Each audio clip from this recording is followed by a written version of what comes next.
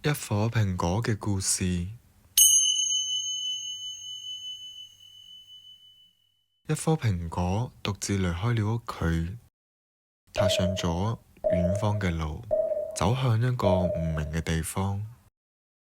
喺鏡子入邊，佢第一次見到自己。紅色嘅皮好似係某種無形嘅約定，明明仲唔明咩係自我，但係已經唔知唔覺中染上咗色彩。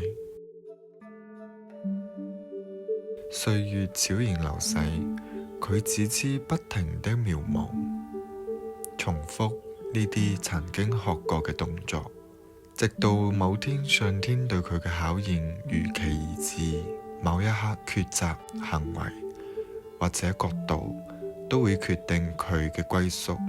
然而佢並冇企喺預定嘅地方，顏色由紅變為黃，仿佛一切都開始褪色，漸漸消失。